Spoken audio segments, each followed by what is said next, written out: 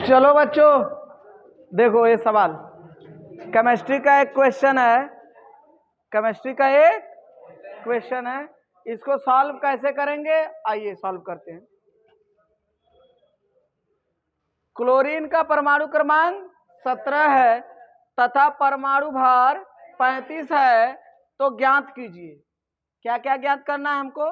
इलेक्ट्रॉनों की संख्या, प्रोटॉनों की संख्या और न्यूट्रॉनों की संख्या।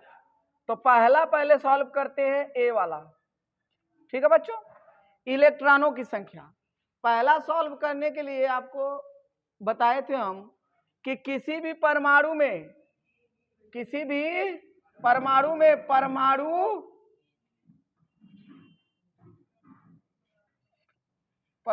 क्रमांक बराबर प्रोटॉनों की संख्या बराबर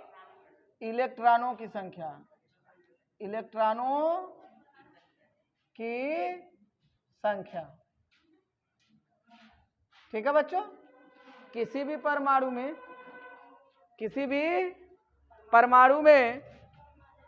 परमाणु क्रमांक बराबर प्रोटॉनों की संख्या बराबर इलेक्ट्रॉनों की संख्या।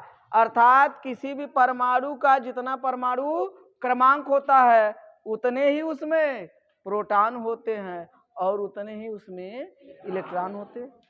ठीक है, तो इससे आप क्या ज्ञात कर सकते? इलेक्ट्रॉनों की संख्या किसके बराबर होती है? परमाणु क्रमांक प्रोटॉन के बराबर और प्रोटॉन इलेक्ट्रॉन के बराबर। तो आप आंसर लिख सकते हैं बच्चों, जितना परमाणु क्रमांक होगा उतने ही प्रोटॉन होंगे, उतने ही इलेक्ट्रॉन होंगे। तो परमाणु क्रमांक कितना है? 17। तो इलेक्ट्रॉन कितने होंगे? 17। ठीक है बच्चों, कितने इलेक्ट्रॉन हो गए? 17। बी वाला देखो बच्चों, प्रोटॉनों की संख्या, जितना परमाणु क्रमांक उतने ही प्रोटॉन उतने ही इलेक्ट्रॉन। तो जितने इलेक्ट्रॉन होंगे उतने ही तो प्रोटॉन होंगे, या कहें जितना परमाणु क्रमांक होगा उतने ही तो प्रोटॉन होंगे। तो परमाणु क्रमांक कितना है? 17। तो इसलिए बी का भी आंसर क्या हो जाएगा? 17। और एक बात सुनो बच्चों, किसी भी परमाणु में जितना प्रोटॉन होता है उतने ही इलेक्ट्रॉन होते हैं। थोड़ा से देख लो इसके बारे में। देखो कि किसी भी परमाणु के मध्य में नाभिक होता है। परमाणु के मध्य में क्या होता है? नाभिक होता है। नाभिक में क्या होते हैं? प्रोटॉन और न्यूट्रॉन होते हैं। प्रोटॉन पर प्लस चार्ज होता है, इसलिए नाभिक क्या होती है? प्लस। और इसके चारों ओर इलेक्ट्रॉन चक्कर लगाते हैं और इलेक्ट्रॉन पे कौन सा चार्ज होता है? माइनस। तो जितने प्रोटॉन यानी उतने प्लस, जितने प्रोटॉन उतने प्लस, जितने इलेक्ट्रॉन उतने।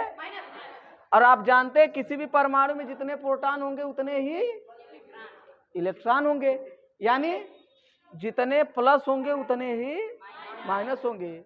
यानी किसी भी परमाणु में जितने प्रोटॉन होते हैं उतने ही क्या होते हैं? इलेक्ट्रॉन होते हैं। यानी प्रोटॉन पे होता है प्लस और इलेक्ट्रॉन पे क्या होता है बच्चों? माइनस। तो जब जितने प्रोटॉन है उतने ही इलेक्ट्रॉन है, तो जितने प्लस हैं उतने क्या है? माइनस है। इसीलिए परमाणु विद्युत उदासीन होता है। परमाणु क्या होता है बच्चों? विद्युत उदासीन होता है। परमाणु पर कोई भी चार्ज नहीं होता है। कब तक? जब तक कि वो इलेक्ट्रॉन को न तो त्यागे न तो ग्रहण करे। जब कोई भी परमाणु इलेक्ट्रॉन त्याग देता है तो उस पर धनायन आ जाता है, और कोई भी परमाणु जब इलेक्ट्रॉन ग्रहण कर लेता है तो उस पर कैसा आवेश आ जाता है? माइनस। लेकिन परमाणु इलेक्ट्रॉन न दिया हो न तो लिया हो तो क्या होगा? विद्युत उदासीन होगा। ठीक है बच्चों, अब देखो, अब आपका तीसरा है न्यूट्रॉनों की संख्या ज्ञात करनी है। क्या ज्ञात करनी है? न्यूट्रॉनों की संख्या।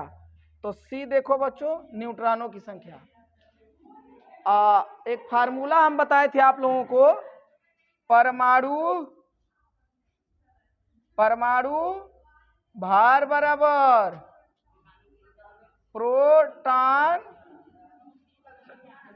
प्रोटॉन की प्रोटॉनों की संख्या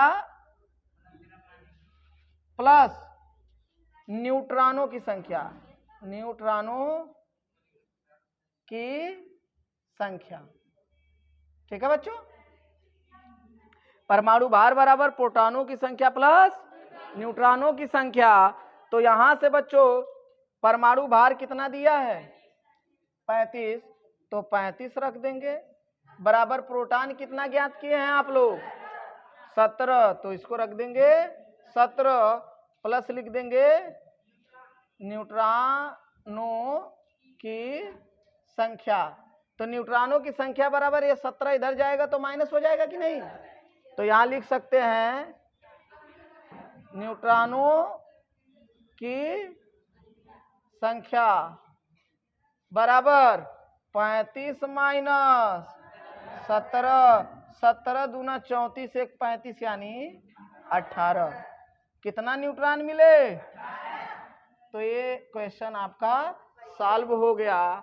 इस प्रश्न में इलेक्ट्रॉनों की संख्या, क्लोरीन में इलेक्ट्रॉनों की संख्या होती है 17, प्रोटॉनों की संख्या होती है 17 और न्यूट्रॉनों की संख्या होती है 18। ठीक है बच्चों,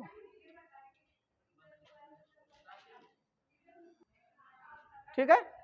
इधर देखो, ये बच्चों है कैल्शियम क्लोराइड। क्या है, कैल्शियम क्लोराइड H2SO4 यानी हाइड्रोजन सल्फेट, मतलब सल्फ्यूरिक अम्ल से। कैल्शियम क्लोराइड सल्फ्यूरिक अम्ल से, कैल्शियम क्लोराइड सल्फ्यूरिक अम्ल से क्रिया करेगा तो क्या बनाएगा, ये आप देखेंगे। ठीक है, तो आइए तोड़ते हैं। क्लोरीन, एक क्लोरीन पे क्या होता है बच्चों माइनस, क्लोरीन पे कितना होता है -1 होता है। क्लोरीन पे कितना चार्ज होता है -1।